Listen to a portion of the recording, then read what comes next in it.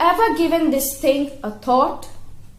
Why can't we, being a student, imitate thoughts of great people about whom we learn in our schools, about whom we have heard in history?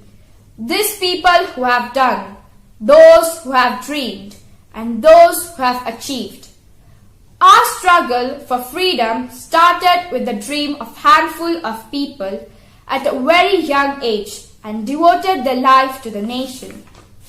I, Alisha Sayyad, from Aatmnirbhar, Maharashtra, would like to give a speech on the topic Aatmnirbhar Bharat.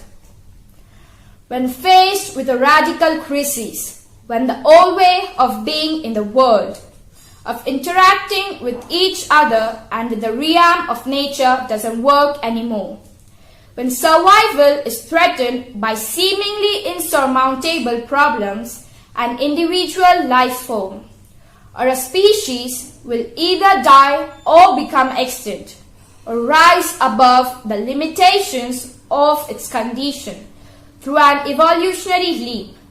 These words by Eckhart Tolle ring true at present. Now that COVID-19 grievous statistics have hit home, India needs to beat the limitations and take a leap. Recently, the Prime Minister has announced the Aatmnirbhar Bharat Abhiyan or Self-Reliant India mission, amounting to 10% of India's GDP in 2019 to 2020. Prime Minister's Aatmnirbhar Bharat Abhiyan was announced with a total spending of Rs 20 lakh crore. The amount is enormous and so is the mission. But the Self-Reliant India mission isn't new.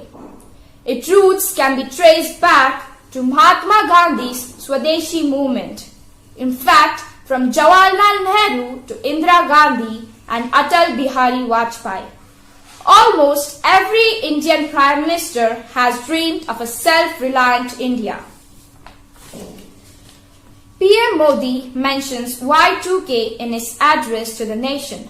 What exactly is Y2K? The Prime Minister in the address to the nation said, "It is our responsibility to ensure that the 21st century belongs to India. The path to this is working class.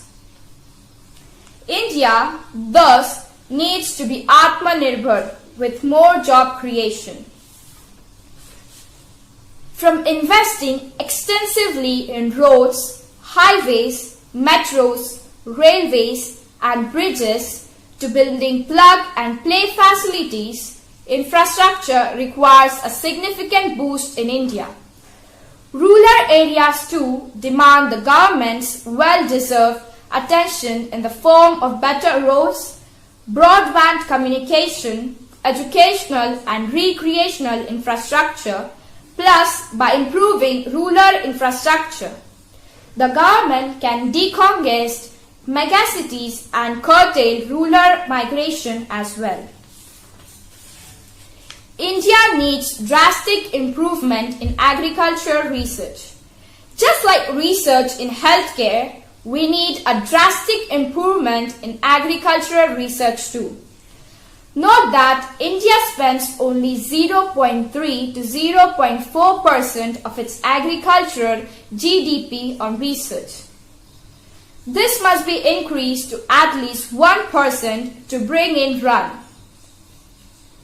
Transport optimization, elimination of intermediaries, crop diversification, and setting up an agribusiness bank could be some other immediate steps that can strengthen Indian agriculture space.